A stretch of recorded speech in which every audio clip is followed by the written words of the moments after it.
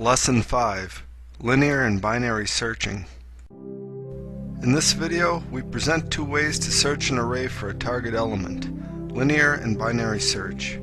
For the binary search, we will need the elements of the array to be sorted like this, while the linear search will always work even when the elements of an array are not sorted. We begin the linear search algorithm with an array of elements and a target element that we want to find in the array. Starting at the first element, we begin checking each element for equality until we find the element or fail to find it and reach the end of the array. Here's the pseudocode for the linear search function. The function takes three arguments: an array, its size, and the target element that we are searching for. The algorithm consists of a single loop which runs over the elements of the array and checks each to see whether it is equal to the target. If so, the index is returned. Otherwise, -1 is returned to indicate that the element is not in the array. So how fast is the linear search?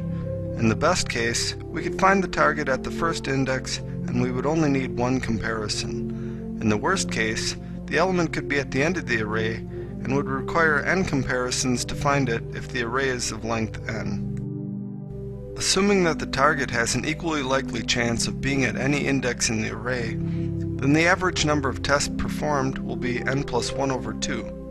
Generally, we will be most concerned with how an algorithm performs on average. If the array is sorted, we can use the binary search to find the target element much faster. We start the binary search by checking the middle element to see if it is larger than the target. If it is, we can eliminate the last half of the array as possibilities. If the middle element is less than or equal to the target, then we can eliminate the first half of the array. By repeatedly making such comparisons, we continue to eliminate half of the remaining entries until only one is left, and we check that one for equality.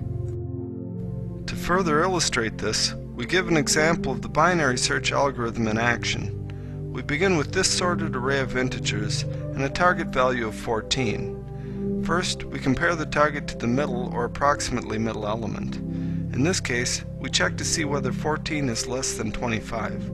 Since it is, we know that the target value 14 cannot be in the last half of the array, so we grade that out for illustration. The first four elements are the only viable possibilities now, so we compare the target to the middle element of those. In this case, we test to see whether 14 is less than 14. Since it isn't, we know that 14 isn't in the first two entries of the array. Notice that even though we are comparing the target to the element of the same value, we did not do an equality check, so the algorithm does not know at this point that the target value is in the third element. With just the third and fourth elements left as possibilities, we test the target against the middle value again. Our middle is always the larger of the two for an even set. Here, we test whether the target is less than 15. Since it is, we can eliminate that element. With only one element left, we test whether it is equal to the target and see that we have found our element. Our algorithm for the binary search requires approximately log base 2 of n plus 1 comparisons for the best, worst, and average cases. As we stated before, the important time is the average time, so the binary search is much faster on average than the linear search. For comparison, consider an array of 100 elements. The average number of comparisons in this case for the linear search is 50.5, while the average number of comparisons for the binary search is 7.72. For 1,000 elements, we have 500.5 comparisons for linear search and 10.976 comparisons for binary search. Note that it is possible to improve our best case search for the binary search by checking for equality at each stage as well as inequality. In this case, we might be able to stop the search at our first check if we find the element. However, this requires 2 checks at each stage and slows down the algorithm on average. Here's the pseudocode for the binary search function. Like the linear search, the function takes an array, its size, and the target as parameters. For the algorithm, we keep a low and high index which bound the set of viable entries, with low being the least viable index and high being the index of the first entry that is not viable. Initially, we set low and high to 0 and the size of the array respectively. Then we run a while loop until the viable set has only one element. The while loop repeatedly takes the average of low and high as a test value. If the test value is higher than the target, we set high to the test value. Otherwise, we set low to the test value. This keeps the viable set bracketed. Once the while loop exits, we have only one viable entry at low. So we test it for equality and return low if it is the target.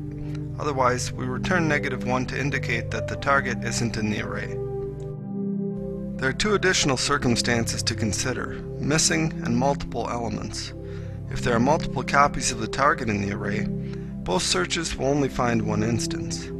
If the target is not in the array, the linear search will require n comparisons, and the binary search will require approximately log base 2 of n plus 1 comparisons. The C++ code for the linear and binary search algorithms is available on our website at zoax.net, as well as some further analysis of the algorithms. This concludes the lesson.